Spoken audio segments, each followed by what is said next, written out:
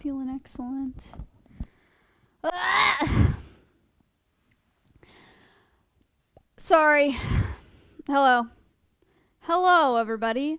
I don't want to hear anything about the hair today, okay? I've been trying for quite some time to make it not look stupid, and it just can't be done. Good morning. It's not morning anymore. It's afternoon. Yeah, I was going to say. Okay, that you did not need to say. That's really mean. Bangs are hard. Your hair looks great. Jen said my hair looks stupid. What the heck? Okay. Mean? You have hair I never noticed? It's a new thing for me. Folks, it's Animal Quest Day. It's been a while, has it not? Because we missed a couple months. And it's time for the Crow Animal Quest. I did a brain-numbing amount of research for this Animal Quest. It's a little different. I feel like most of the Animal Quests are based out of conservation, obviously, right? It's Animal Quest. But this one's a little bit different because I think this is the first ambassador that we've had that has a growing population. Least concern with a population increase trend. That's crazy. That's pretty cool. But no, we have the crows for different reasons. Not because they're endangered species, not because they represent a trade in particular. We have some really obvious ones like the fur trade and the pet trade and the traditional medicine trade and stuff like that. The crows are a little more abstract. One, they're just super interesting. They also needed a place to go, right? These are birds that we knew before from the Wildlife Rehab Center, and they needed to be placed somewhere. So that's part of the reason we have them, to show people how smart they are, because it's just really interesting, and it's a cool way to get involved with local wildlife. That's the other thing. Crows are just everywhere. Like, all y'all probably have crows where you live. Some species of crow. So it's a great way to get connected to local wildlife. And they do have some interesting stories. I'm going to talk about all of them. Not all of them. There are too many. I'm going to talk about a lot of them today. But I did a lot of research. For those of you who don't know what's going on, hello, welcome to Animal Quest. This is a... You know what? This is a terrible day to do this because I'm already stressed because we had tech issues this morning. But if I say, and I'm going to tell you when to stop, when it starts really pissing me off. But when I say or you can tell me. Because I need to know... Because I need to get better at that when I'm streaming. Okay? But don't say it unless I say or Got it? And don't tell me if I'm talking too fast, because I'm not. I'm just not. I watched back over the VOD. I did a reel. Someone was like, "You're talking too fast." I watched back and I thought it was fine. Just said it to tell you what to do, right? You're going to regret asking us that? I know. I'll tell you when to stop, because it will make me angry. Eventually. But that's on me, because I'm asking you to do that. If you don't know what this series is, this is Animal Quest. I do a spotlight stream for every ambassador that we have here, where you sometimes talk at Peepo Talk speed, but usually it's good. How many of you watch YouTube videos in 2x speed? I literally watch them all in 2x speed. If I talked slow like a preschool teacher, you would get bored. So I'm going to talk fast to keep you engaged, okay? I'm too old for that. Not my problem. It sounds like a you problem. 1.25 is I like 1.5, 1.75, or 2.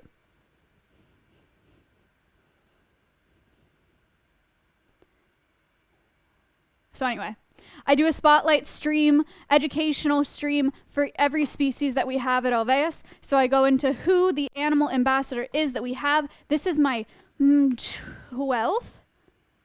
11th? Space. 12th. This is my 12th episode of Animal Quest, which is very cool. We've done the donkeys, we've done Stompy, we've done all 4 of the parrots, we've done the chinchillas, we've done Georgie, we've done both snakes. And today we're doing the crows. So, if you haven't been here, welcome to Animal Quest Crow Edition. Look at how sick this is. I make all these presentations on Prezi. It takes me a very long time. I really hope that you stay here and appreciate it, because it takes me a really long time. Also, I forgot to fix this. Okay. It actually makes me look really unprofessional. But it's okay. Great. These are backwards. Okay. Okay, so before we talk about, you can't see it, don't worry. You can't even tell that it's there. Before we talk about the I don't really care if there are ums when I'm transitioning. It's just when I'm trying to speak about something, you know? Did I just say it when I was like, I'm gonna, you know? I don't know. I just don't want it to make me sound inarticulate. You know what I mean? Does that make sense? You were doing other stuff? Yeah, so I don't really care about that. It's more just when I'm speaking. I don't want to use it as filler when I'm trying to teach about something. Cool. So, welcome to the Animal Quest Crow Edition. Before we talk about crows, we're going to talk about the crows that we have at Alveus. I unfortunately forgot. I look really short. It's not that big of a deal, but I kind of wish I was like this tall. Don't I look kind of small? We had to swap the camera, and it's like a camera. It's a camera taller than what it normally is. You are really. Do I look stupid, or like should I change it, or should I just leave it? What do you think? Should I just leave it? It looks fine. All right, I'm just gonna leave it like this, and I'll do my hand gestures. I can do them up here with all this space to fill it up, you know? Or I can, I know I just said or I can do a little bit of that. Okay, that's fine. It's fine, space, we're good. So, who are Abbott and Coconut? Okay, we have 2 crow ambassadors here. A lot of the ambassadors that we have came overstock from a zoo in California. Abbott and Coconut were wild at the start. So these are 2 ambassadors that we have that we either have non-release. All of our ambassadors are non-releasable. Some of them confiscated from the pet trade. Some of them surrendered pets. Some of them permanently injured wildlife. These 2 are an example of permanently injured wildlife. So permanently injured, they're not injured necessarily. They're physically fine. But they were both blown out of nests when they were babies. So a storm blew them out of the nest, fell to the ground. People picked them up and brought them to a wildlife rehabilitation center that I used to work at. I was on the board of directors of for a year, and they were raised by wildlife rehabbers. Unfortunately, both Abbott and Coconut, they're from different nests, by the way. They're not related. They're several, like they're like 6 months apart or something. Coconut's younger. This is the roundest picture of Coconut that I have, I think. Not that that's relevant at all, but I like it a lot. Abbott and Costello were related, yes. So Abbott and Coconut both became imprinted on humans in rehab, which deemed them non-releasable by a vet, or which led them to be deemed non-releasable. What is imprinting? Oh no. I covered the duck. Does this Stream Deck not work anymore? Okay. Sorry, I covered the picture. So, what's imprinting? I've talked about imprinting a lot. I'm sorry I covered the duck. Not the other duck. There are ducks up there. Look. The example that I think of mostly when I think of imprinting is ducklings. So, I don't know if any of you have ever raised ducklings. But they're a great example because it's so obvious, right? They follow you immediately. Imprinting is a form of learning that in which an animal gains its sense of identification based off of the species which provides it care as a baby. So it doesn't happen with mammals. With mammals, they can become habituated to people. They can be raised by people and become tame, not domesticated. That's different. They can become, it's hard and now I'm so conscious I'm having a hard time talking, because I'm focusing so much on not saying or So just cut it. Just ignore it. I take it back. It was good practice at the start. It made me more cautious, but now I'm thinking too hard and it's making it hard for me to talk. So I'm just gonna talk normally and we'll see how it goes. Okay? Thank you. Thank you very much. So In mammals, it's habituation. In birds, it's imprinting. And in birds, it's a physical change that happens in their brain when they're babies. So it's something that's irreversible. And in wildlife rehab, the most common way for imprinting to happen is through feeding. So if you guys remember when I did streams, when I rehabilitated birds of prey, owls and hawks and falcons and stuff like that, and I would feed them with puppets, because if you feed them and they see a human and they hear a human voice, they will imprint on humans, and they will think not think that they're human necessarily, but they'll identify with humans. So what does that mean for these birds? Is it hard to set up the stream deck? Okay, so what this means is a list of things with birds. It's super unfortunate. My chat froze. No, it didn't. Are you guys okay? Good Lord.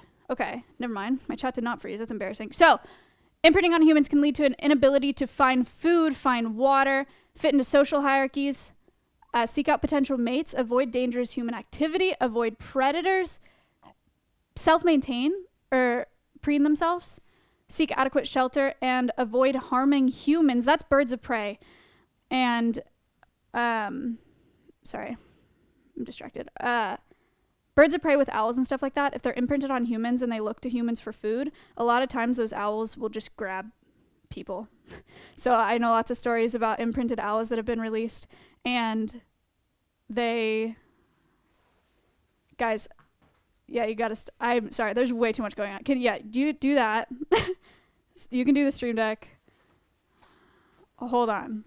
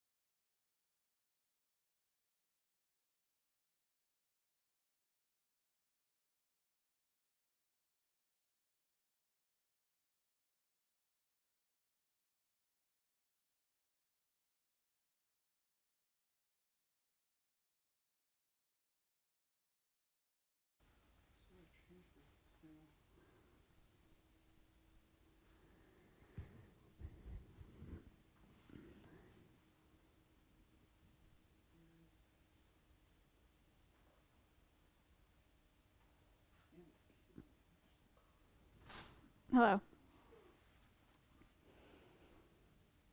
Hold on. Sorry.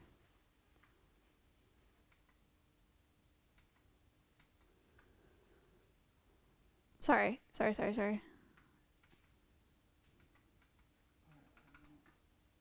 If it doesn't work, it doesn't work. So owls grab kids? No, that's not what I'm saying. Imprinted owls will come back to humans to find food. So that's what happened with Coconut, or no, that's what happened with Abbott. They tried to release Abbott as an imprinted bird. I've heard stories of birds being imprinted and then released successfully, but it's very uncommon. So Abbott was released, and he ended up in a park 2 miles away, landing on people's heads, screaming at them for food. Which is a danger to people and him, obviously. Not a lot of people would take that very well. So he's definitely at a risk from people in doing that when people think that he's just attacking them. So Abbott was recaptured and then was deemed non-releasable. They obviously were not wearing backpacks. Yeah. Abbott actually used to be much more confident, much more reckless, you know? Space, I need to change slides. Can I do that? Yeah. Okay, sick. Thank you. All right. So that is what imprinting is. Talk a little bit about the natural history of crows. Man, I did a terrible job with not putting things in my way here.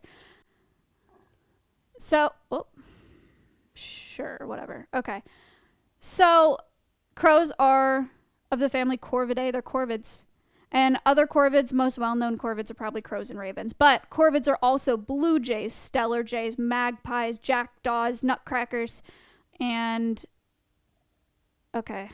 Yeah, I guess it does say that. Anyway, so they're in the corvid family. It's a very, very smart family of birds.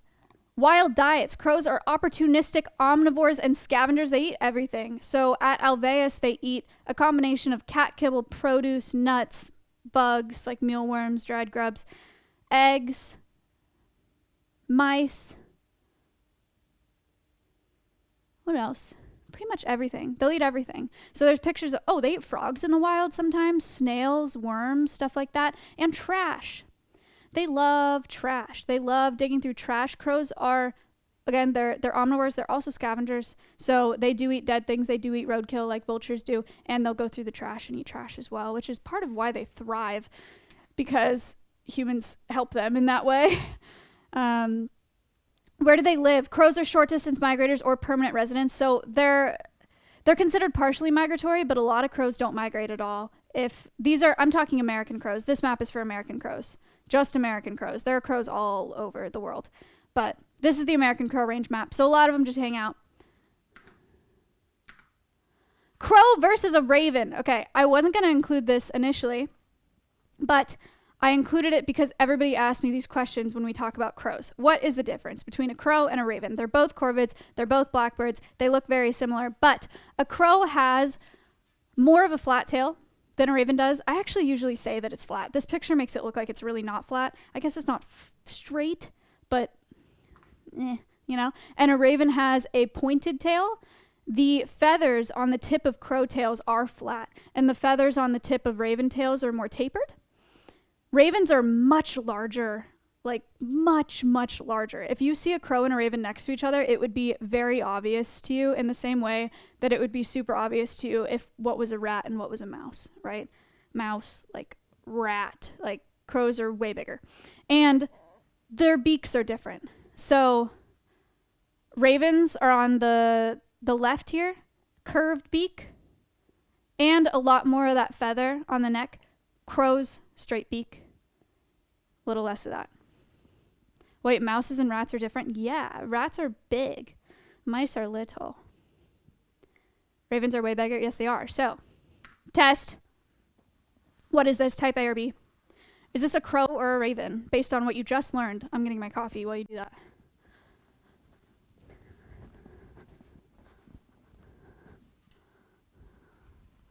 La la la la la la la la la la la la la. Crow or a raven? Is it both? No. That's not possible. I bought this coffee this morning and Beetle stabbed a hole in the cup. So now it's in this cup. With her horn. Alright, you can end the poll. All right, 71%, 72% saying ravens, 28% saying crow. It's a raven. The giveaway on this picture is that tail. Fanned out tail, you know? Like that. That's a raven. All right, another one. Try again. Is this a crow or a raven? A or B? A for crow, B for raven.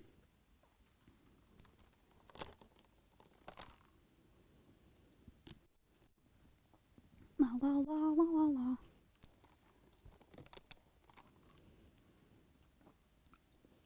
The last one's the hardest.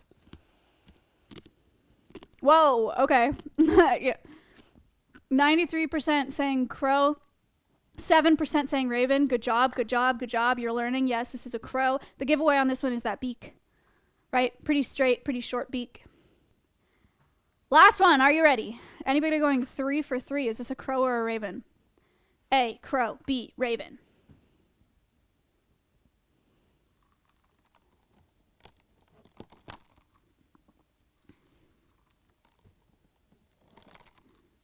It's not a dog. All right. Wow. Okay, I actually thought that one would be hard, but that was not hard. 92% said raven and 8% said crow. It is a raven. You can tell because of the slight curve on the beak and the fluffy neck feathers. Very shiny, fluffy neck feathers. Very well done. We are just smart. Good job. Did F? We good? Oh. All right. That is the difference between crows and ravens. Oh, don't worry about that.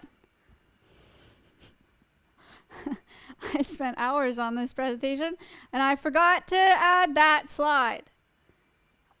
Don't worry about that. I am doing a demo, and I have to go to the crow enclosure to do that. Unfortunately, this Animal Quest, we cannot bring the crows in here because they will freak the frick out. They don't want to be in the studio. There's way too much going on. They're way too scared of everything. They're scared of the backpack also. I can't even take a backpack into their enclosure. So there's a cam mounted in their enclosure. We're going to switch to that cam. I'm going to show you a little bit about Abbott and Coconut and what they're good at. And I'm going to run. Okay? I will be there in just a second. I'm going to leave this mic here. Don't time me.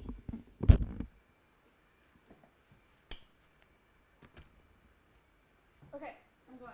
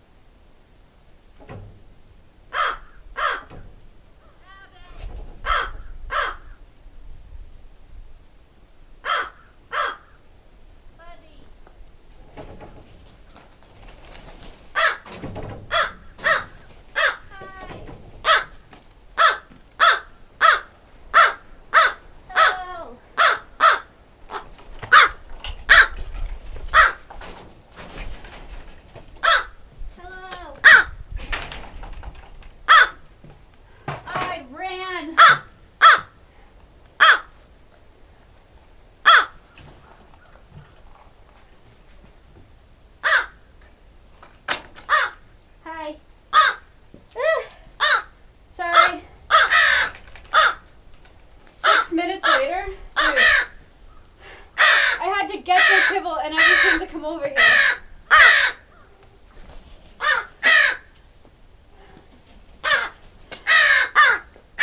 Okay. Hi. Can't hear you? It's because the crows. Come here.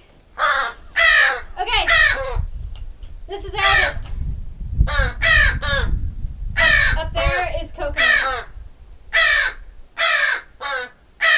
I didn't really think this through.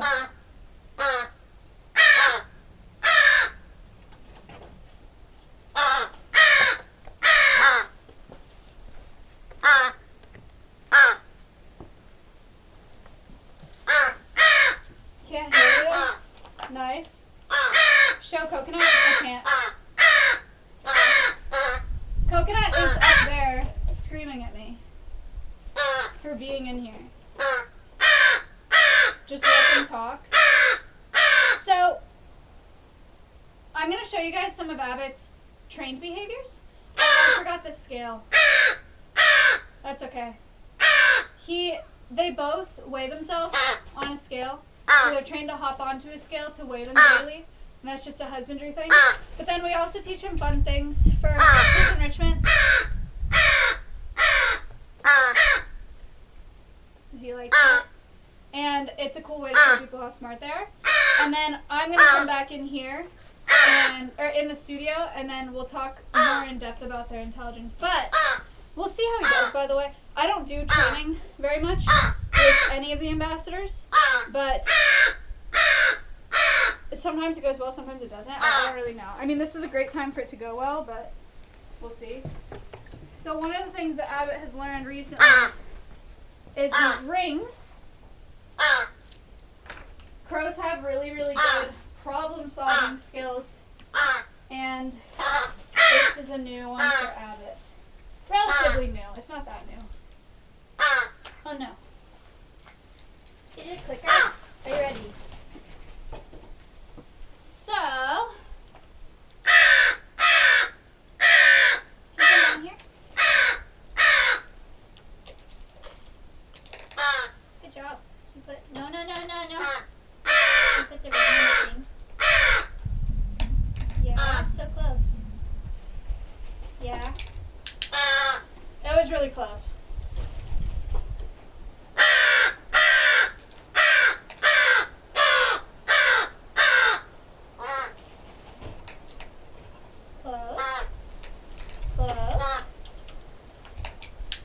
That was really close. Not quite. So they're clicker trained just like you would clicker train a dog. No.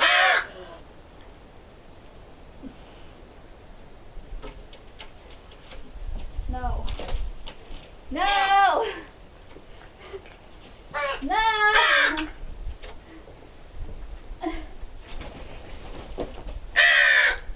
Okay, hold on. Abby. Come here, bud. The other thing about crows, kind of like birds of prey, is their motivation solely depends on their weight and how hungry they are. And if Abbott's not hungry, then he's not gonna participate. You want this? It doesn't depend solely on that, but that's a major factor. And ring? Good job. Okay, he literally already put that down, which means he doesn't want it. Okay, don't do that.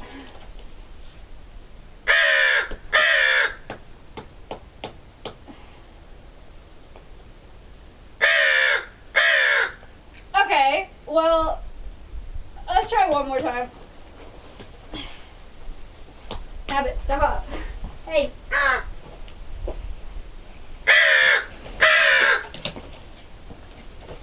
Abbott, you're not being very representative of Corvid intelligence right now.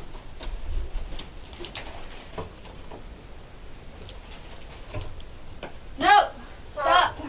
Take this.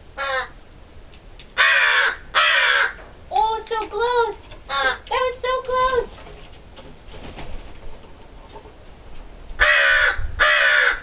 Come here!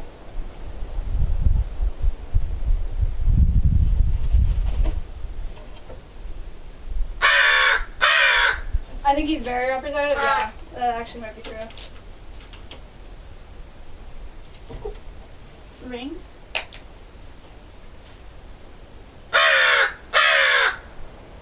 Stop. No. Alright. So the backup plan then is to give them a puzzle feeder so you guys can watch him work out a puzzle. Because this isn't Abbott. Give it back. Don't, please. I got it. Out of the air. Okay, backup plan. Backup plan is a puzzle feeder. We get all these puzzle feeders from the P.O. box, which is very nice. And Abbott's going to show you how to use it. There are mealworms in here, and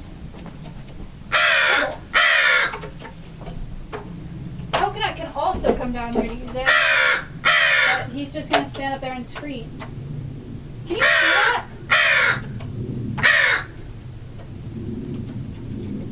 Can you see it with the camera? I have no idea what the camera looks like right now. I should actually look.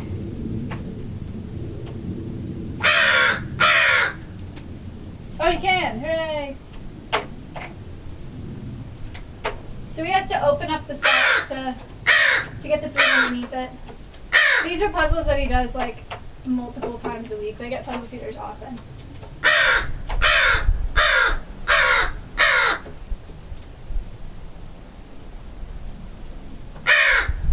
You need to zoom in a lot. I don't know if this camera zooms.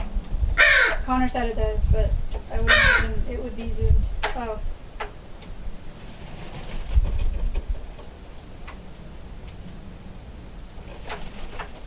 Hi, Coconut.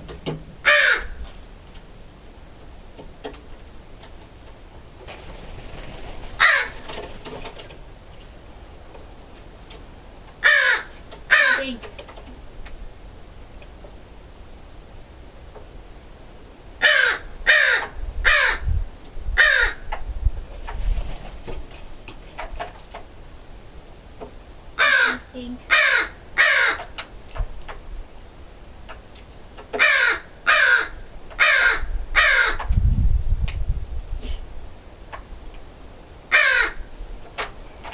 Are crows and ravens about the same intelligent level?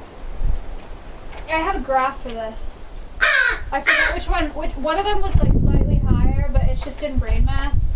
So I don't know that it necessarily means that one is more intelligent than the other. Heck. Very smart. Good shot. Okay, he's doing this too easily. It's almost not even cool because he just like he does it so fast. Coconut's mad. I'm gonna give Coconut this second puzzle feeder so they can mess with it. We'll put the cam on the crows on the Alveus channel, so if you want to see them work out these puzzle feeders while I'm streaming, you can have that up in another tab if you would like.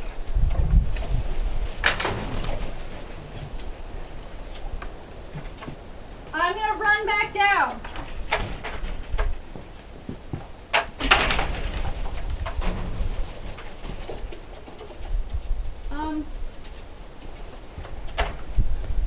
Okay. Alright, hold on.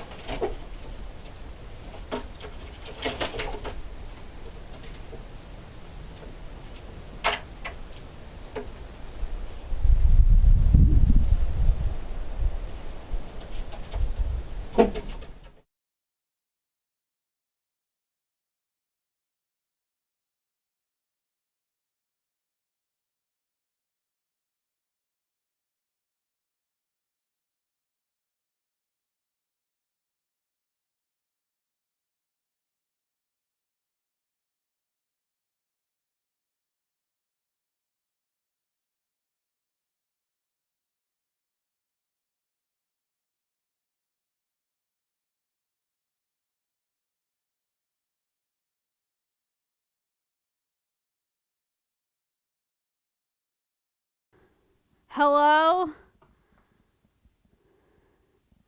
Oh my god. I'm gonna say this a third time. Just so you know, there is a second puzzle feeder. I saw Abbott like bullying Coconut off of that one. There's a second one. So he's just choosing to try to get to the one with Abbott. He's not gonna get less food or anything like that if you're concerned about him. So do not worry. Okay, so that was a bizarre demo. I have not had a demo like that before. Usually it runs a little smoother, you know, but you do what you can, I guess, when they can't come in the studio. I guess he showed you guys a little of his personality. They definitely like to They like a little tomfoolery.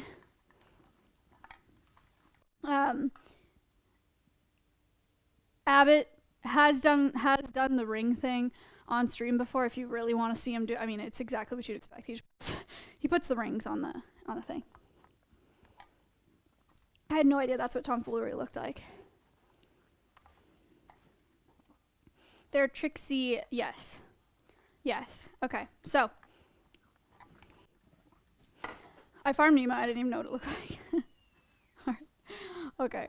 So let's go back into this. So we'll talk a little bit more in depth about, this is the demo. Yes. Don't worry about that slide. Don't worry about that. That's already done. Conservation. Okay. So this is what I said at the beginning of the stream. If you were here, this is, I think, the first Animal Quest where we have a species that is listed as least concern by IUCN, and population trend is increasing. They have not just increasing, like big time increasing. 40%, no, 93.9% increase over 40 years.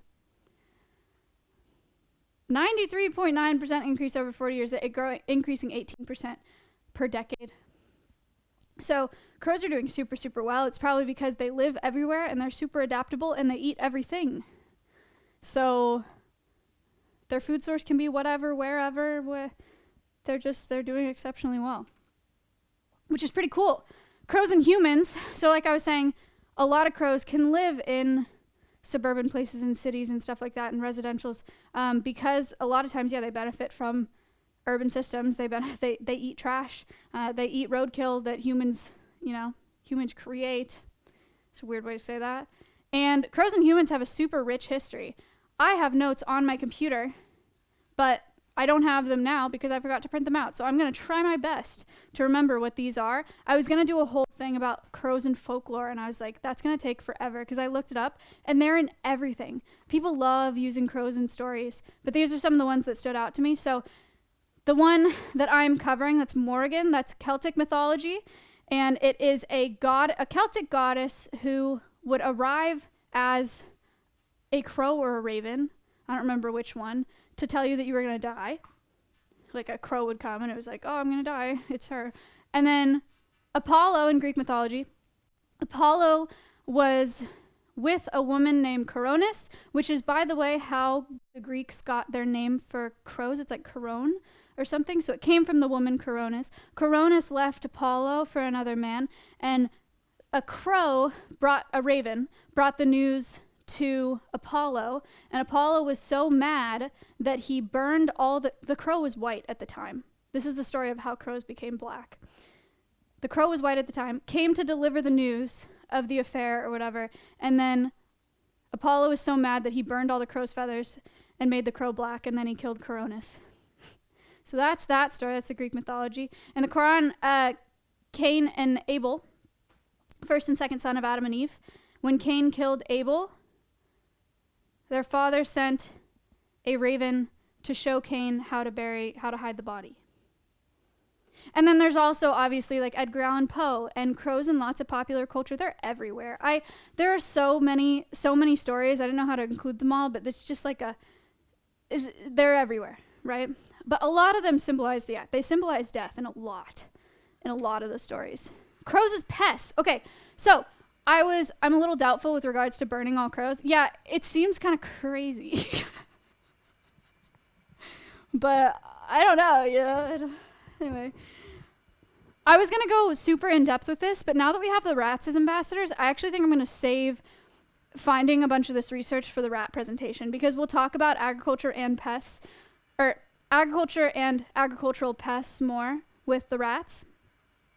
But crows are considered an agricultural pest as well. Scarecrows, except crows are really hard to deter as pests because they're so smart. There's a picture of crows sitting on a scarecrow, because once they learn what it is, they just like, they don't care. They don't care about it. So this is a picture that I found from a pest control website, and it has a bunch of different ways you can try to deter crows. It goes from cute little holographic fake owls and flashy tape to like BB guns, and I don't know what half of those things mean, But there are lots of different ways to deter crows, or ways that farmers try to deter crows. And the only point that I want to make with the agricultural pest thing, instead of going too in depth in it, is I was really thinking about it last night, and the concept of, I understand that we need agriculture. I have a degree in agriculture. I love agriculture, right? It has to be done. But it is so bizarre that we can put a plot of land over the native range of animals and then be angry when animals live on it and call them pests. It is bizarre, is it not? Get off my land. What do you mean? Right? It's just such a bizarre concept. And a lot of these pests, agricultural pests, are just treated like absolute garbage. It's the example that I've given a lot of times with one of my favorite things I've learned from Tooth and Claw podcast is they've talked about shark-infested waters and what a weird concept that is to say we're in shark-infested waters when they live there, you know? It's not shark-infested waters, it's just water. They live in the ocean, you know? But for whatever reason, we think that we're entitled to this land that is just the native range of these animals. So, it's bizarre. Human-infested waters, right. The sharks are in human-infested waters. Right. But anyway, I just think that's a bizarre concept. We're going to talk about pest control and stuff like that when we do the Animal Quest on the rats. And I think that'll be really interesting. But the most research that I did on the corvids was talking about their intelligence, because that's what everybody wants to know about. So this graph shows the relative brain size of a number of different animals. So the y-axis is the brain mass and the x-axis is the body mass. So these lines that go up, the line on the bottom is fish, and then birds, and then mammals, and then primates at the top. Fish being like largest body mass to smallest brain size, you know. But then if you look at, so just above the left side of the biggest skull, ostrich, big body mass, small brain, right? Like Stompy, also. Large body mass, small brain. Her body mass is like, or her brain mass is like 0.06% of that bird's weight. But if you look at corvids, American crows, and carrion crow and raven, yeah, so the crows are higher than the ravens on this chart, is pretty low body mass, really, really large brain mass, and they're right on the line with primates, which is really interesting. Stompy's male. We're not talking about Stompy right now, though. Does this make sense? Does this graph make sense to you guys?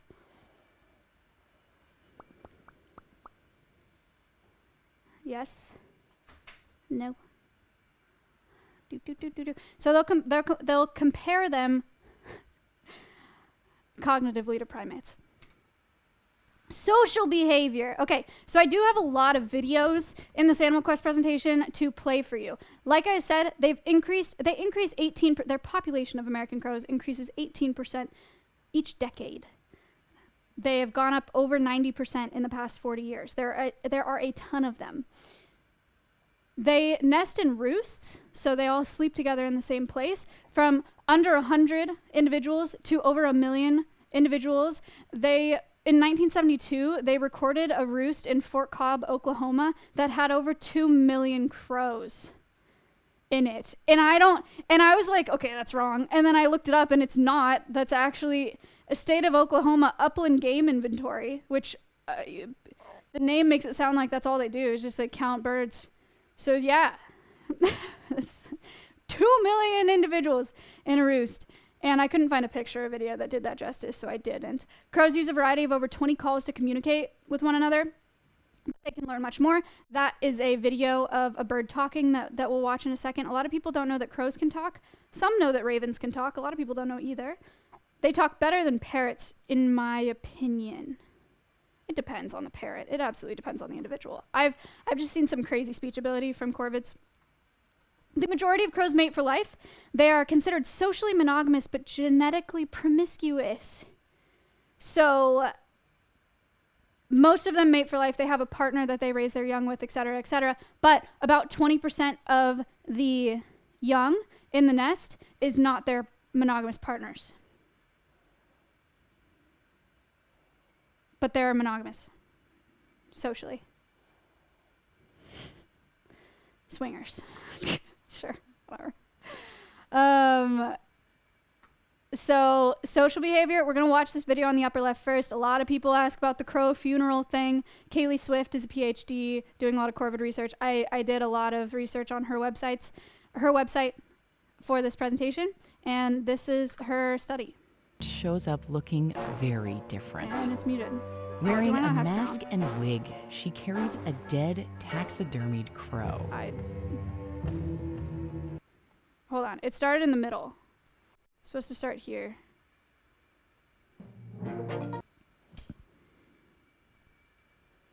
Well, that would be why. Big news! You can now support Deep Look on Patreon. More after the show. Okay. Sorry. Don't worry about that. Spoiled! Sorry. This is a horror movie? No, it's not.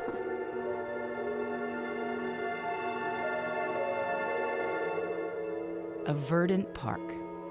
An idyllic day. But something has gone terribly wrong. Maybe it is. I don't know. A passerby discovers it first and lets out a piercing call. Within seconds, everyone in earshot rushes to the scene. Abbott. It's mayhem. Or so it seems. Crows are intelligent. Cute. And super chatty. They watch out for one another within tight-knit groups. As adults, it's pretty rare for crows to be killed. So when one dies, the others notice. Are they just scared, or is something deeper going on? Kaylee Swift, a PhD candidate at the University of Washington, set up an experiment to find out. She visits a park in Seattle for a few days, leaving piles of peanuts for the crows. They love peanuts. Then one day, Swift shows up looking very different. Quick note. They did do control studies before they did this to make sure that the crows weren't reacting to the mask, that they were reacting to the dead crow. They are, in fact, reacting to the dead crow, not the fact that she looks like Hannibal Lecter. That's a very human thing to be afraid of. Wearing a mask and wig, she carries a dead taxidermied crow. The first one that sees her sounds the alarm. The flock erupts in protest. The crows seem to wail and scold her and the dead bird.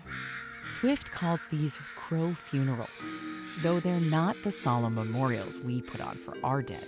They're mad. She thinks these noisy gatherings are opportunities for crows to learn about the dangers that surround them within the safety of the group. When I was flying birds. When an unmasked Swift returns to the park the next week with more tasty peanuts, the crows are quiet and wary. They seem to have learned there's something hazardous about this place. Still, they eat the peanuts, but they take longer to approach and seem to be much more suspicious. And when Swift returns wearing the mask, they lose it. Even without the dead crow, they still see her as a threat. Compare that to these pigeons. No. They barely seem to register her holding their deceased comrade. Think about the graph. That's how most creatures react. Just a few, like dolphins, elephants, and crows, react strongly to seeing one of their own who's died. Even weeks later, the crows cause a ruckus when they see the mask. Not just weeks, generations later. Some never even saw her as a dead crow, but they still learn to associate her with danger. And birds that it's never called social learning. Met the people with the Gaining masks new that were causing information by trauma observing and were afraid imitating of others. them because of information that was We're passed to always them looking from to learn from one their- another too, to avoid the mistakes that led others to meet From the their other crows. untimely end. Hey there, we love No. making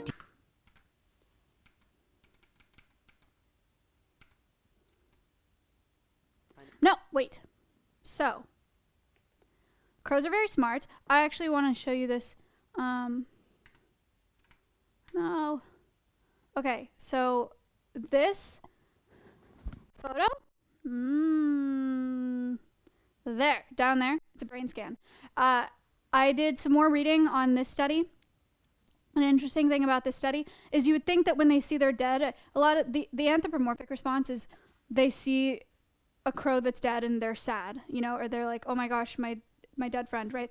But they did brain scans on crows and did a similar research study where they showed them dead kin, and it was not the amygdala that activated, which is where a lot of the emotion takes place. It was the hippocampus, which is where learning and memory takes place. So when they see something dead, they're storing information and learning about what they should stay away from and what is dangerous. And that's what helps them to survive. That's why they react so strongly to seeing dead is it's learning for them. There's also some really, I didn't even want to include I actually wasn't even planning on talking about this. You should look into it. There was a TED Talk that talked about it, but it was way too long to include in Animal Quest. It's just way too long. But they've observed some crazy behavior. It's not just with crows. It's also with other animals. They recorded a bunch of instances of having a dead stuffed crow and what the crows were doing. And there's a lot of necrophilia. And that I don't understand. And I did a lot of reading trying to understand it so I could explain it to you guys. And I don't get it. And a lot of other animals will eat their dead. But that makes sense because it's getting rid of a biohazard. I understand that. But with crows, it was only 4% of the time that they engaged in necrophilia. But yeah, or no, it was 4% of the time that there was sexual arousal and copulation, like with the bot. Anyway, so my next video is this one. This is a crow. Is she a raven? She's a raven. Crows can talk as well, but this is a raven who I think speaks pretty exceptionally. I thought it was really cute. Oh, There's a little intro, by the way. Her name's Fable. Hi everyone, and welcome back to the channel. I thought it was about time we did another secret video. Pay attention to with this lady's Fable, voice. seeing what she gets up to in her quiet time and seeing if Before she's you learned listen to the anything new. raven's voice, I She think it's did funny. not disappoint this weekend. I filmed over 2 days, just for a couple of hours each time when she was in her aviary, and she really did pull a few new things out of the bag.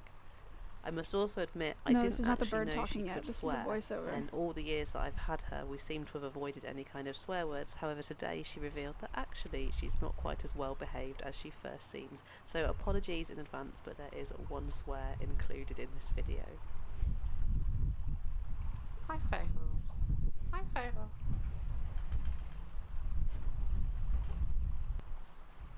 Hi, Fable. Hi, Fable.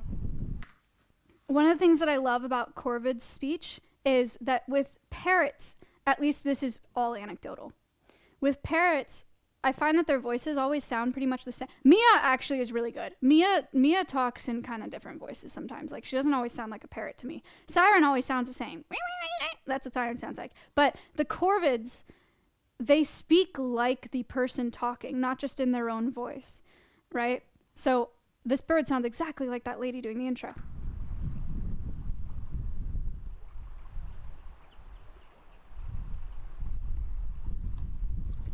Hi, Fable. Hi, Fable. Hi, Fable. Hi, Fable.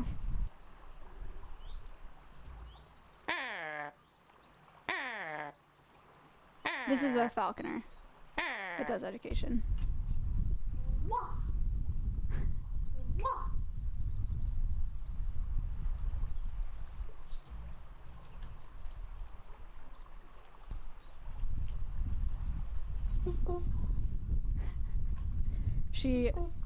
When she pets her, she touches her beak and she says boo boo.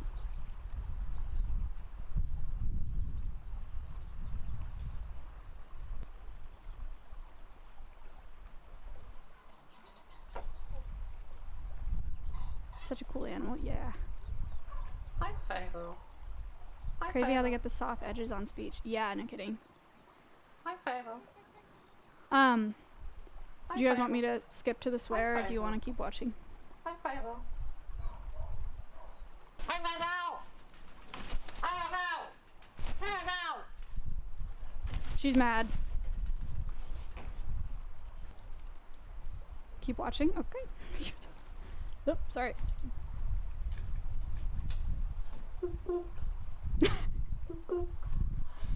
Hi. Wow. Kisses. Kind of scary.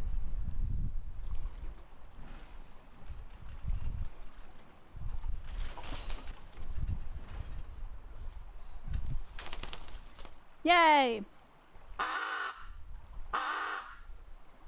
Lovely.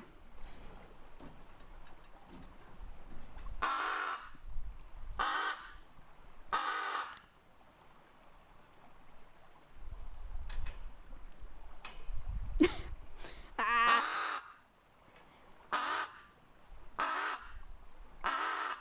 I think the swear is coming up. No, not quite. Oh. Hiya. Hiya.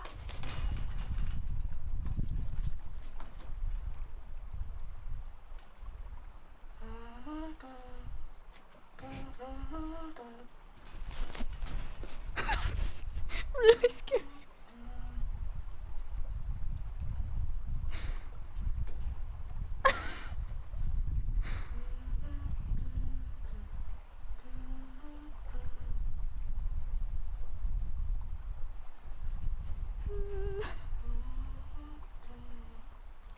Now, I've caught Fable singing once before, but it was a couple of years ago, and to be honest, I didn't even know that she still did it. Imagine hearing that at night. I would, yeah, that'd be it for me.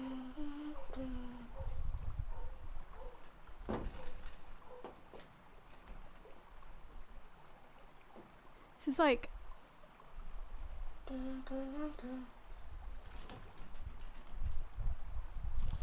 One time I was sleeping in a tent at the zoo, and I didn't know that the raven was at the zoo.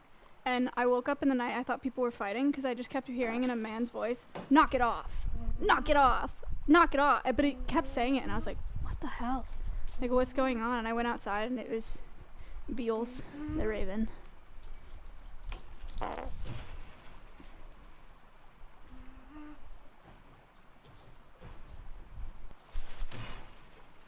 Or I was with Sammy, and she called her dad, and she was like, does your bird say knock it off now? And he's like, yep. We were like, oh, okay. That's a swear.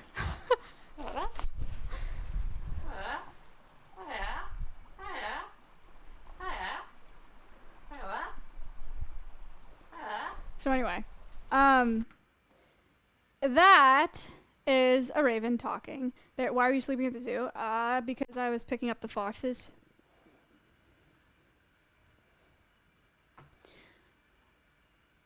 Don't swear on Animal Quest. Sorry, I didn't swear. Fable swore. So, ravens are crazy talkers. My first experience with the raven talking was very scary because I didn't know that they talked, and I had him in a crate in my truck and was bringing him to a program.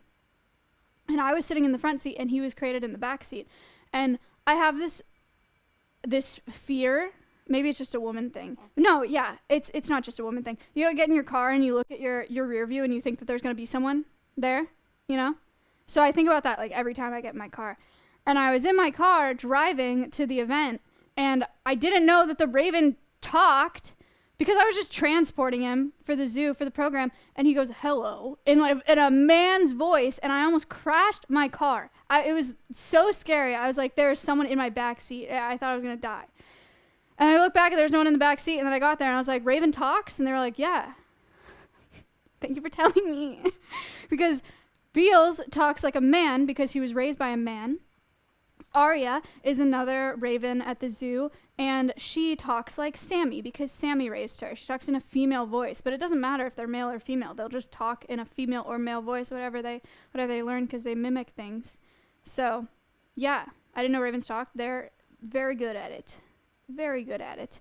Beals also, speaking to intelligence, Beals likes to play a game with the guy that raised him, and he'll take his keys. He steals his keys off of his belt and then hide it in the ravens have a throat pouch, and he'll put it in his throat pouch, and then he'll go, where are your keys? Where are your keys? Where are your keys? Where are your keys? And he only does that when he has the keys in his mouth. And he won't give them back until you trade something that he wants. So they're remarkably smart and really, really cool. A little tomfoolery, yes. So, okay, hold on. I'm gonna go out of here. So that's social behavior, problem solving. This one's really interesting. Okay, this is what took me the longest in creating this animal quest. Holy cow. Because everybody loves crows and they want to believe that they're capable of all of these crazy things. You know, like that. I don't even know where to begin. There's so much research out there and so much of it is misleading. And so it was so hard to parse through all this information to find what I could responsibly share with you guys. It took such a long time. But I settled on playing a couple videos and letting these videos explain a little bit, and then I will then explain what I think about them. So, video number 1. This is a pretty famous video. I don't know if you've seen it before.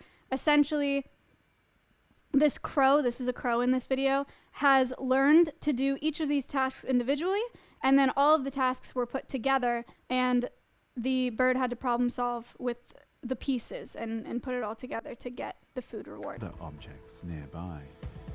The question is, can 007 use the tools available to solve the puzzle? Imagine that you're a crow. Here's your food in a deep hole. How would you go about, with the tools available to you on this table, solving this problem? I'm gonna be honest, if someone put me in there and they're The like, get bird's this meat out, toolkit and I couldn't, includes a I short don't even stick know what I would hanging do. on a piece of string. I would 3 just give up inside wooden cages, and sit there. and a longer stick trapped in a plastic box. First, the crow must use the I'd short cry. stick to get the stones, and then use all 3 stones to get the long Spoiler. stick. And now the crows can take this and probe it into the hole and roll, much better than I can, the food out of the hole and get themselves a nice, tasty reward. It's a complicated task. The crow is familiar with the individual Spoilers. pieces of the puzzle. He's done each of them separately. for Okay, a so food this is reward. why I was so skeptical about these studies, is I was like, crows can learn these behaviors. We This could is teach the Abbott these first behaviors in a time week, he's right? seen Of them like arranged like this. the individual parts. 8 And I was like, separate stages they're just that must performing be a trick. completed in a particular order. if But the fact that they puzzle were is all to be put solved. together in a way that the If crow has the never bird seen before succeeds, is pretty it'll be a representative world of first. really good problem solving. So that's why I have this video in He here. takes time to have a look.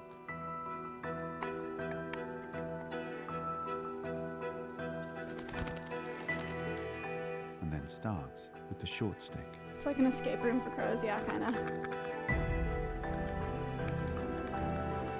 It does generalize the knowledge. I'm afraid the average person would watch this video and be like, wow, he just saw all these pieces and He did finds it all, too short to reach the food. which is, he has practiced these behaviors. Oh, he just stuck it in there he and then it didn't sets fit. off to Sorry, get I'm the in the way. first stone. Got it. Now He what? doesn't seem to know what to do with it.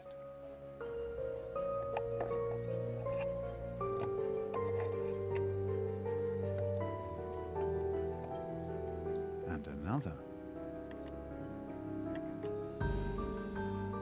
He appears to be stuck.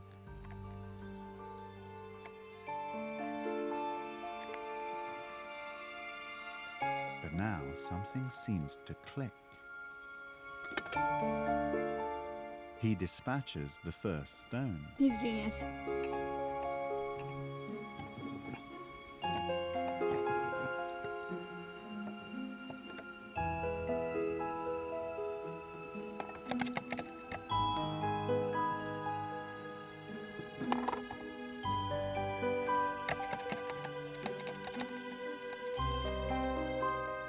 Then returns to collect the last one.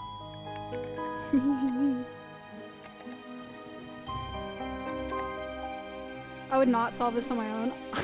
Honestly, I'd probably just see that stick and try to like break the box. Got it. Together.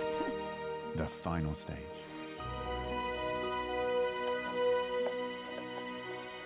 Yay! Yeah. Success. 8 individual stages complete. The crow performed all 8 tasks in the correct order. Cool. Okay, so very interesting. Stop! Very interesting for problem solving. The other problem solving experiment that is very popular is the water displacement one. Have you guys heard of that? Crows understand water displacement, all those videos and stuff like that. Have you seen that video? Correct order. They were pretty, it was correct order. No?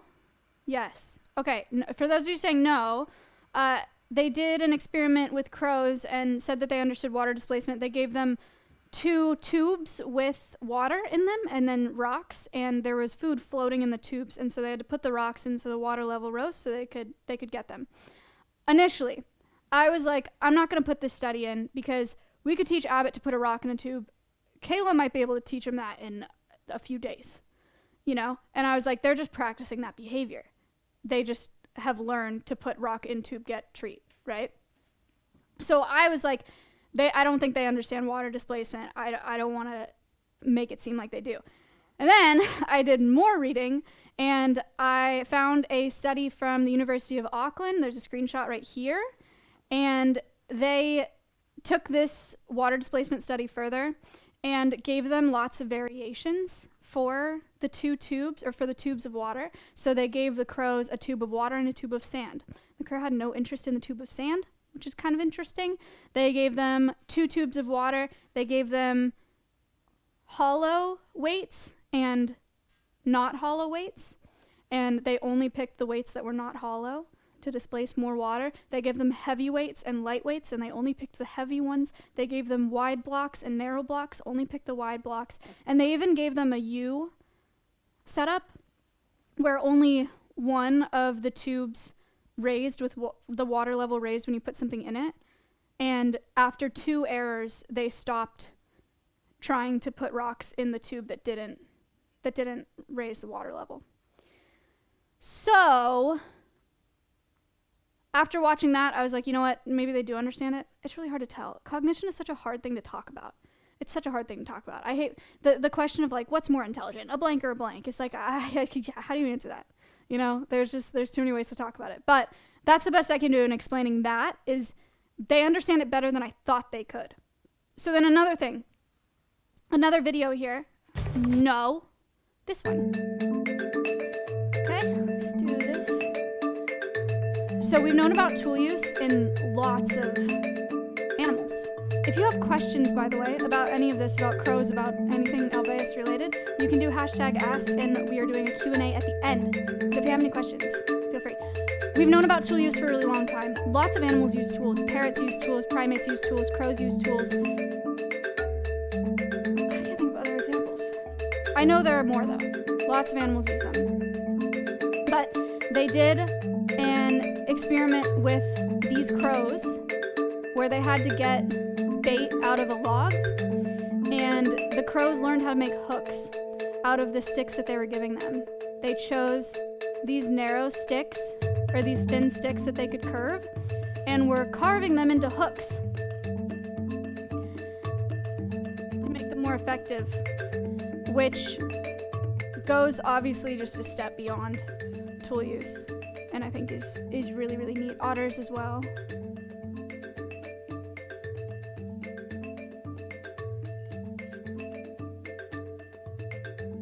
Orangutan spearfishing with a wooden stick, that's crazy. Hook twig up to 10 times more effective than the straight tool.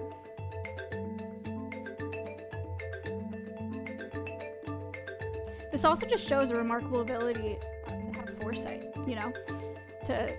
To think, I need to make this so that my next action is easier, more effective. Which is really cool to think about. He did it! Very cool. So that's the other study that I wanted to talk about. And if you guys have questions on corvid intelligence, you can put them, you can do #ask. Sorry, hello. You can do #ask and then put your question in there. Wow. Hello. Recommendations. So this Animal Quest is it's good in that it was hard for me to make a recommendation section because this is, again, the only Animal Quest I can think of where I didn't talk about something devastating. Yeah, he has a waffle. I don't know why. It's just a sticker that was there. I yoinked it. I didn't talk about some devastating industry. I didn't talk about how they're dying because of this and this and this, and you need to do this and this and that. I kind of just talked about why they're smart. But I do think that crows are actually really cool because it's wildlife that pretty much everybody has. So, and I think one of the easiest steps for the average person to start caring about conservation or caring about wildlife is to connect to their native wildlife. One of the biggest changes that I had for myself was working for wildlife rehabilitation centers and being able to ID birds and mammals and insects and stuff like that where I lived. It just made me appreciate them so much more. There's something about humans and liking to classify things.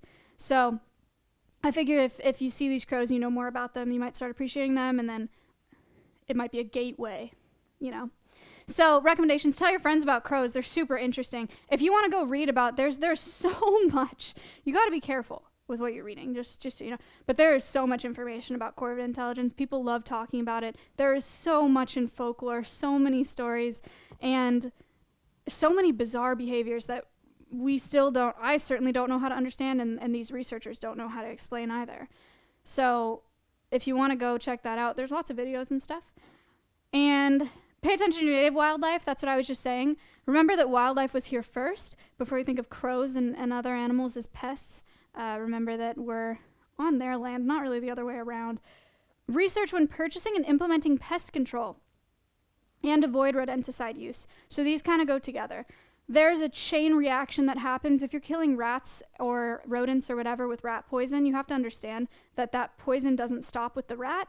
Crows are scavengers, and crows will eat dead things, and they will then consume rat poison. Same thing with birds of prey eating rats and rodents that have been poisoned. It is I am blanking on the name right now. We've talked about this before. It's biomagnification. It continues, right? It doesn't go away. So rodenticides are really dangerous, not just for the rodents. You're not just killing rodents. You're killing lots of other wildlife indirectly. Directly. By doing that.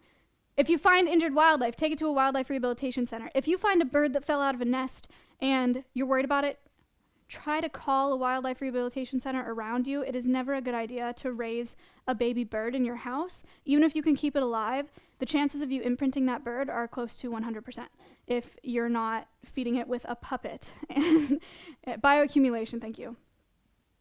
So you want to take those birds to certified rehabbers so that they don't get imprinted, so that they can be released and they have the best chance at life, because they don't have a good chance of life at all in the wild if they're imprinted. So yeah. So then we have a Q&A. Hooray! If you have any questions, you can do #ask and then write out your question. That'd be great. What do you do if you imprint a bird? It's irreversible. So I guess feel bad. I don't know. I have a headache. Okay. All right.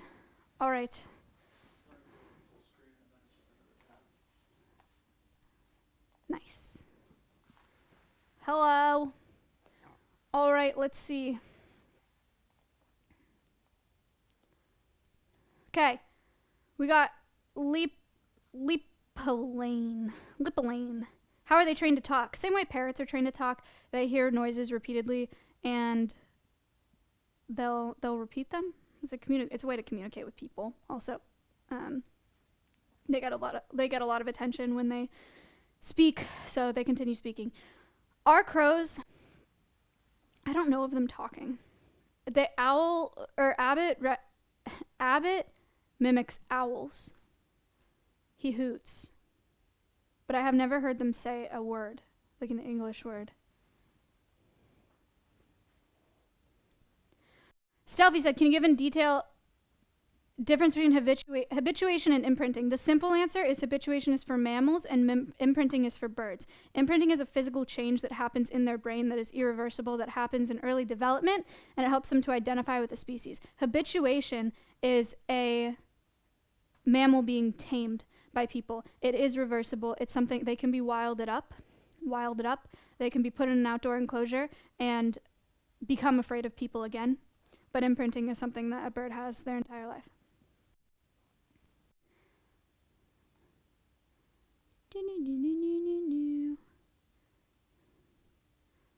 Astro Boy mode. What eats crows in the wild? Birds of prey. So owls, red-tailed hawks. I don't know, maybe like a really big red-shouldered hawk. Stuff like that. But that's pretty much it.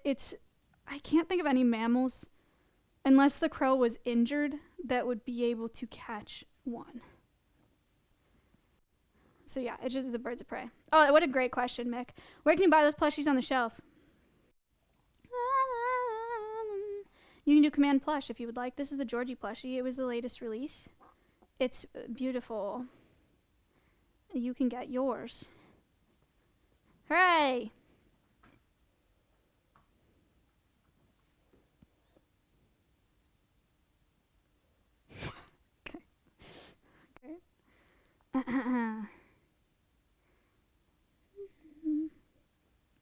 Do you know anything about their liking for shiny or metal things and how they collect them? I do not. There are theories. Crows are very curious, right? They're investigative. They like new things, or they're scared of new things, but they're really curious about them. The shiny aspect, the only theory that I've heard is that birds are attracted to novel water sources, and the fact that it glints like water, it may attract them to it, but that's just a theory. It's certainly not confirmed. That's the only idea that I've heard that I think is like, oh, that kind of makes sense. Will Abbott and Coconut ever be able to participate in programs in the studio or the training center? Yes, absolutely. So Coconut had a really weird start. So Coconut was raised by rehabbers, and the goal was to release him. And so he was in a weird limbo between keeping him afraid of people because I wanted to release him, but then he was also being imprinted at the same time. So he became an imprinted bird that was afraid of people. So he doesn't know how to take care of himself, but he's afraid of people, which is a really, really unfortunate start. So I'm not sure about Coconut, but Abbott will be brought to the training center. Abbott does flights arm to arm, and when he's more confident in the training center, he'll absolutely be part of programs. So, yeah, should be cool.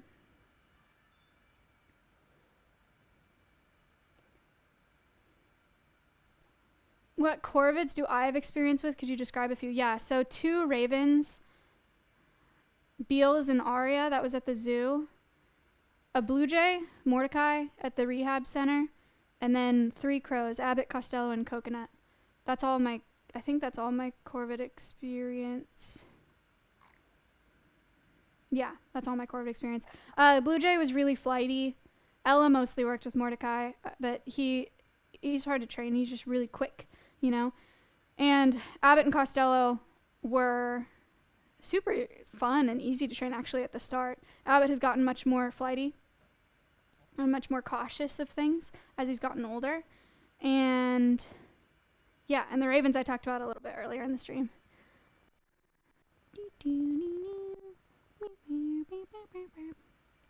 Doo-dah, doo-dah.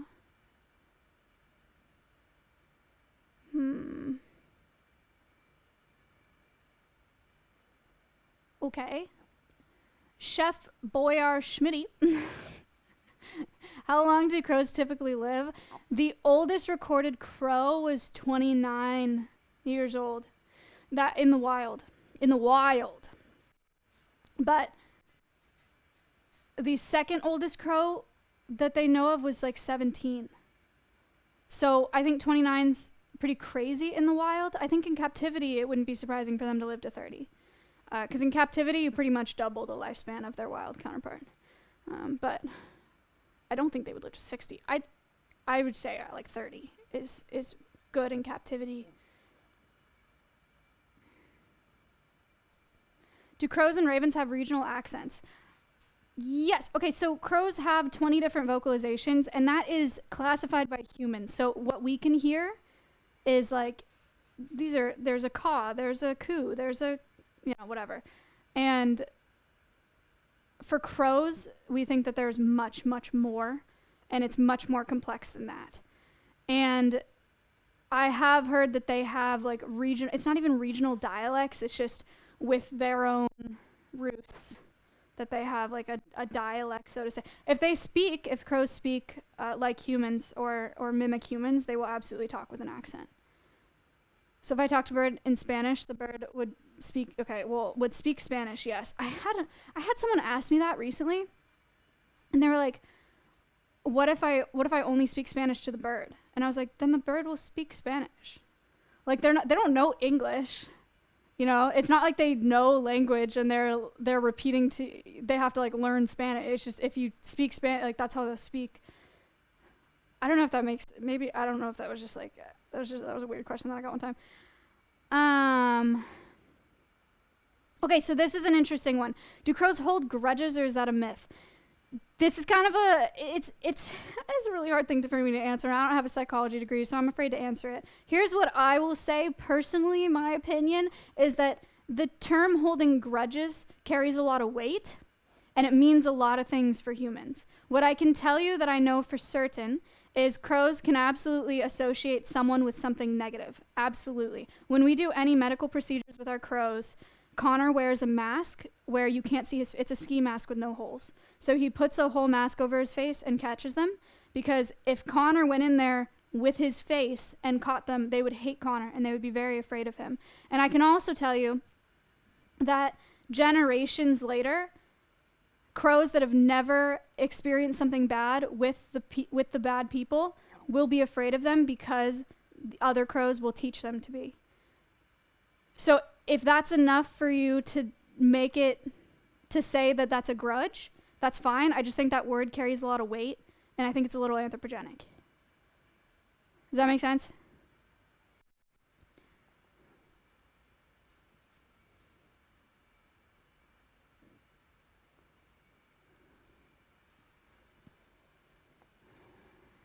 Or not anthropogenic, anthropomorphic, which is projecting human emotions onto animals. Anthropogenic, sorry. B-Love, what kind of plans does Alveus have for Abbott and Coconut in the future? Big flights. I want both of the crows to be able to go to the training center for enrichment and so that they can do really long flights. They're also going to move into the falcon enclosure, the new enclosure, so they'll move into there. We're going to get better cams on them that are more like the parrot cams, PTZ, pan-tilt zoom cameras that have a lot of zoom in abilities, so you guys will be able to see them do more stuff. And yeah, anthropojama.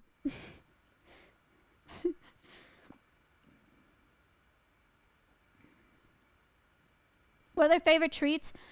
They really like nuts, like pecans. They like cat kibble. They like egg, scrambled egg. They like meat. They just like your high value protein items. So like anything rich, like mice or bugs or cat food or like carnivore thing or eggs, They like all of those things.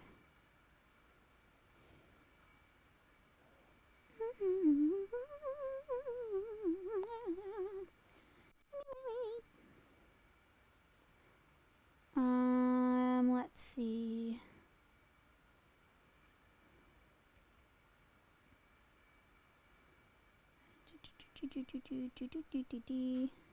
Sorry, I'm trying to find a good one.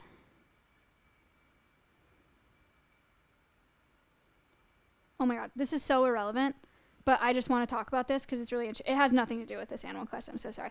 Since crows can recognize human faces, do you think they can recognize individuals of other species? I don't. Well, yeah. I mean, humans. Like, the crows absolutely know the difference between me, Kayla, Connor, Ella. So if that counts, yes. But I wanted to talk about, I've been reading this book on insects, and they did a study with wasps. They get a wasp nest. You know how wasps have black and yellow all around their faces? All of the individuals have different markings, and their facial recognition is crazy. For some reason, facial recognition in wasps and sheep. I have never known sheep to have, that was really mean. Sheep are cute. But in my experience in raising them, I would not expect them to be good at facial recognition. But they did experience with wasps where they put markings on the wasp's face. This is actually kind of fucked up. Put markings on the wasp's face that were not already there, reintroduced the wasp into the hive that the wasp came from, and they mobbed it, killed it, because they thought it was a wasp from a different hive. Which is kind of nuts. Anyway.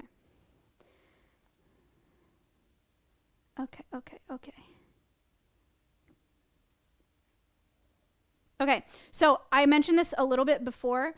Where would corvids rank in intelligence compared to other animals? Really, really, really hard question to answer. It's kind of like asking which friend is smarter, this one or this one, right? They're smart in different ways. All I can tell you for certain is that their relative brain mass to their body mass is very high, like on par with primates in how much we weigh and how big our brain is.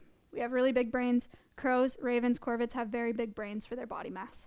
So they're far higher than fish, mammals, ostriches. They're on par with primates. That's about all I can tell you. They're really good at problem solving. They have lots of really cool abilities, but it's really hard to say like what, you can't rank them. Let's see.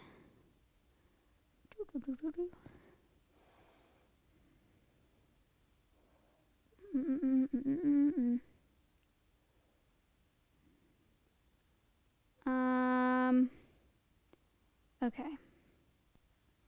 I've answered a lot of these, so we'll just do a couple more. Actually, I have to see if Kayla's ready. Today I'm rating into Kayla. She's doing her keeper talk. So you can ask Kayla lots of questions about what she does here at Alveus. She's going to do a keeper talk with Kayla in with the foxes today. She's going to be in the fox enclosure.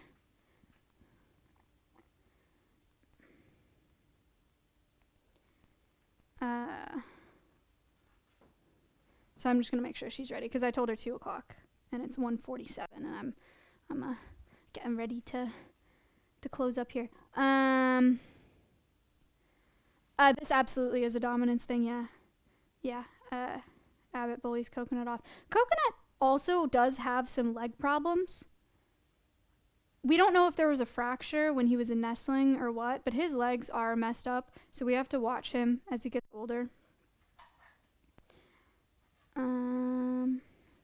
Okay, this is a great question. How do you tell the difference between a male and female crow and raven? Good freaking luck. They're not sexually dimorphic in size or color or anything. They look the exact same. You have to do a blood test to know. That's the only reason that we know that Abbott and Coconut are male is because we had their blood tested. But yeah, you cannot tell.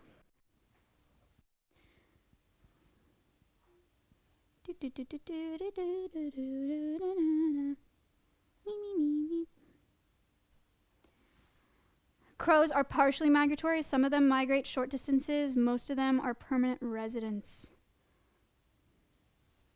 How bad can crow attacks or bites get? The worst damage I've ever seen a crow do was... It was so weird. It's actually a really weird story. I don't know if I've ever talked about this. I was working at a facility. There were crows.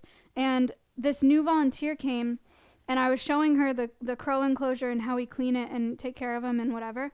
And she was standing there. She was wearing shorts, and she had short socks. So her whole leg up to here was exposed. And I was just talking about it, and I wasn't really paying attention. Both the crows were like... You know what Abbott was doing with the thing where he was hard pecking at the ring stand? They were both hard pecking at her ankles. And I think it's because she started bleeding and then they were interested in the bleeding, maybe? I don't know. But they pecked. I didn't know that it was happening. They pecked around both of her ankles in a ring around both ankles, and she was just bleeding profusely. And I looked over and I was like, what the heck? I was like, what are you, what? Because she didn't say anything. I think she was really shy and she didn't want to say anything because she was really awkward or something. But I was like, are you okay? Like, what are you doing? Like, just get them off. And she's like, oh, it's okay. And I was like, no, it's not. She didn't say a word. It was bizarre. That's the worst that I've seen crows do, but there was no intervention there. I've never been really hurt by a crow. Except, I mean, I've been bit, but it's nothing like a parrot. So, but yeah, that was very strange. That's kind of, it's not on her, but it kind of, like, if Abbott pecked me once like that, I would not just stand there and let him continue doing it, you know? I would do something. But she didn't move because she was really shy, I guess. But Abbott doesn't do that, so, or a coconut. I haven't heard from Kayla yet. I don't think. I don't know. I don't know where she is right now. Okay, let's keep going. Can you explain anthropomorphism? Yeah, so anthropomorphism is projecting human emotions onto animals. It happens constantly. And sometimes it's very damaging and very dangerous, and sometimes it's just a little bit of fun, you know? Like, I anthropomorphize more often than I'd like to admit, you know? Like, I'll look at Georgie not moving, and I'll say, he's so deep in thought, you know? Or a dog, and you'll say, oh, he feels guilty, you know? Which is not necessarily an emotion that they're capable of, but it looks that way because that's how it's presented in humans. And with wildlife, it can be very dangerous. There are a lot of people that raise birds that are not rehabbers, and the bird will be imprinted and they'll come back to visit and they'll say, oh, they're so grateful for me raising them. You know, they come back to visit me because they miss me and they know that I'm their mom. That's anthropomorphizing, and it's not because they miss them or they're grateful for them. It's that they're imprinted and they don't know where to find food elsewhere. So that in that way, it can be a really dangerous thing. But people anthropomorphize animals all the time. I do it with my pets all the time.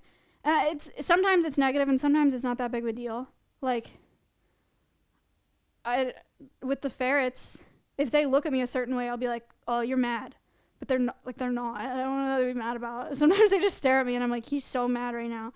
But they're, you know, it's very common. Anyway, for wildlife, it's much more dangerous, I think. With horses, it's really bad, though. The amount of girls I've seen that are like, my horse would never hurt me. My horse loves me. No, he does not.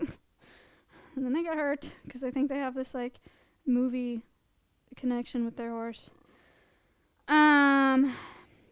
Interesting question. Okay. Imprinting, habituation, domestication. No, not the same. Taming, not the same thing. Imprinting and habituation. Imprinting is for birds. Habituation is for mammals. Domestication and taming. Different things, right? People will have a pet monkey or something and they'll be like, oh, he's domesticated. He's absolutely not. Domestication is something that happens over generations. Dogs are domesticated. Cats are domesticated.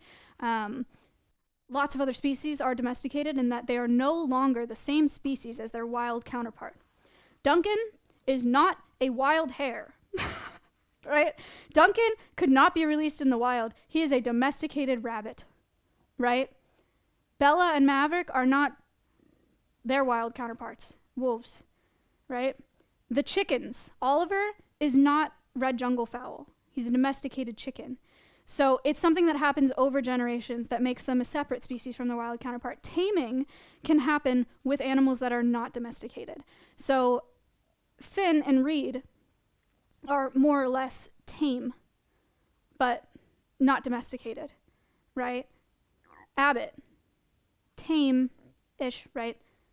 Not domesticated, wild bird.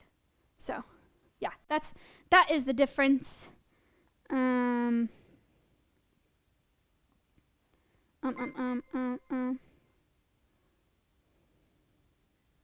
Thanks for buying a hoodie. You'll love it. Thank you so much. Oh my god. It's actually crazy that you would ask me this question. Is the pressure higher on the top of the wing or the bottom of the wing when they're flying? I think it's the...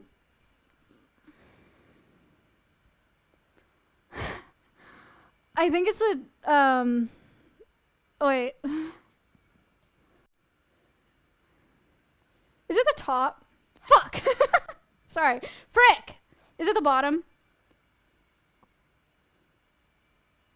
I will never remember that, ever. Lower pressure on the top. Bottom or they would crash the ground.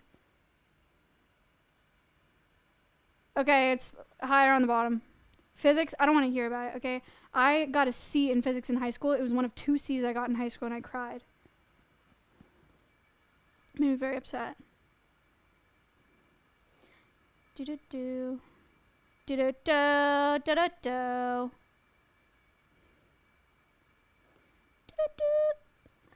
My tentative answer to this is yes, but I've never heard one say anything. But I figure if budgies can speak, so can blue jays.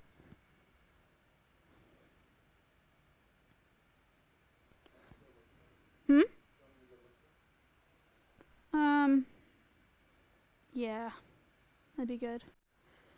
All right, we're gonna keep doing questions until we get Kayla ready to swap into Keeper Talk with Kayla. I got a peach. Okay. This is really stupid. Okay.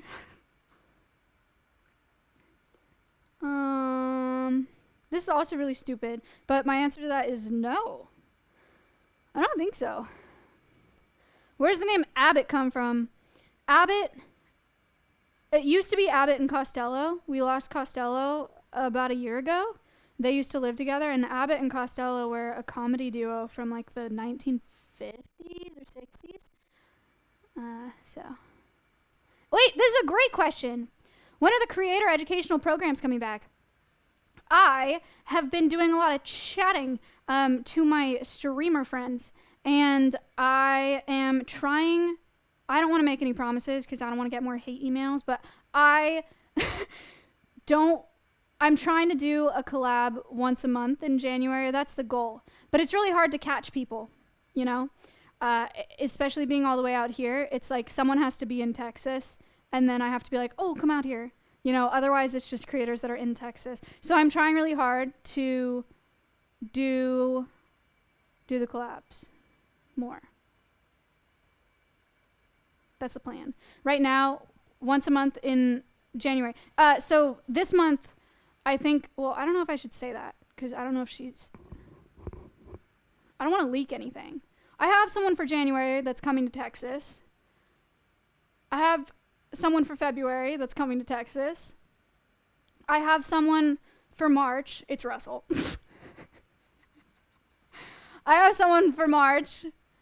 I have someone for April who's going to come to Texas for a collab. May, I don't have anyone yet. But anyway, that's the plan. Yeah, is to do more collabs.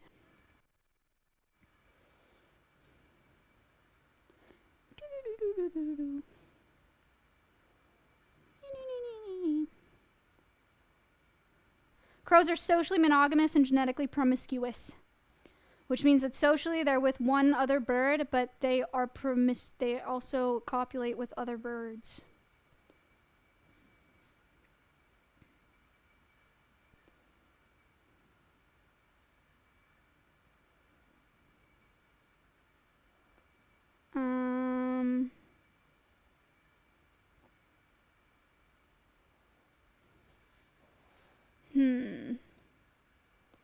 Okay, similar questions. How do crows tell male and females apart in their own species? I don't know enough about this to explain it very well, but from what I understand, crows and lots of other birds can see in a more vast color spectrum than we can. So when crows look at each other,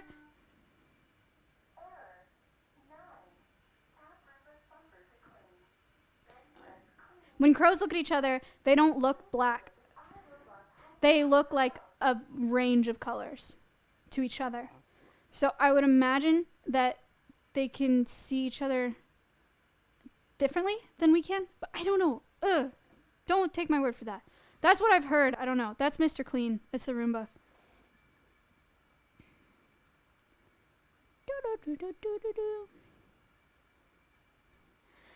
How do animals deal with eating spicy things? Like if they accidentally had a super hot pepper in the wild, just curious. Interesting thing about birds, a lot of birds don't have a sense of smell. There's actually a really short list of birds that have the ability to smell. Vultures being one of them, kiwis being another one. But parrots, chickens, crows, I don't think that crows have a sense of smell. And they can eat, like we give, we don't, but when I was growing up, we would give chickens chili flakes as a supplement because it's good for them and they don't know. You can give a parrot like hottest pepper ever and they can tolerate it. And I think it has to do with them lacking a sense of smell. Where is she? Okay. Okay. Okay. All right, let's do a couple more, and then we're gonna get ready to race into the backpack. I will go ahead and walk the backpack up to the foxes and stall with you guys up there while we wait for Kayla to start her stream. But yeah, a couple more.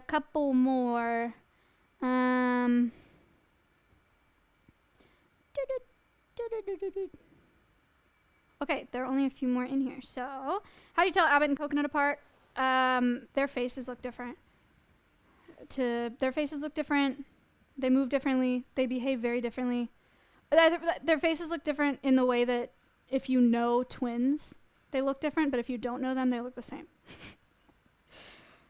You know what I mean?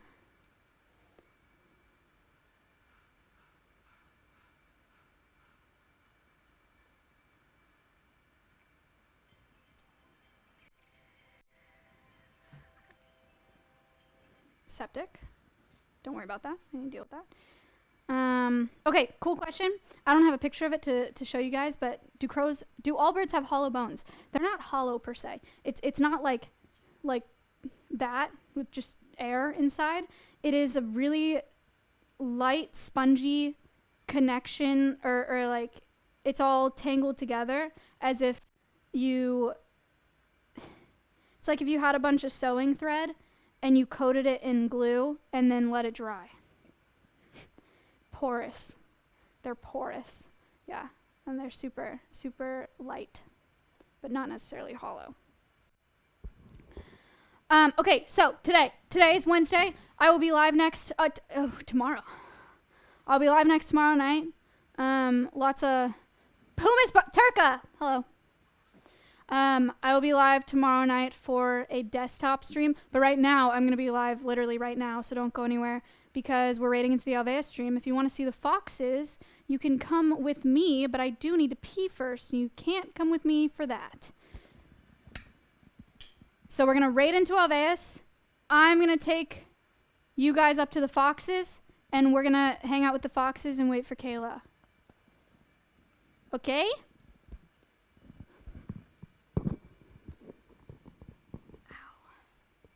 Headache. Okay. All right. Do you wanna? How do we wanna do this? You just raid or set up the raid right now, and then I'll go pee really fast. And then... Okay.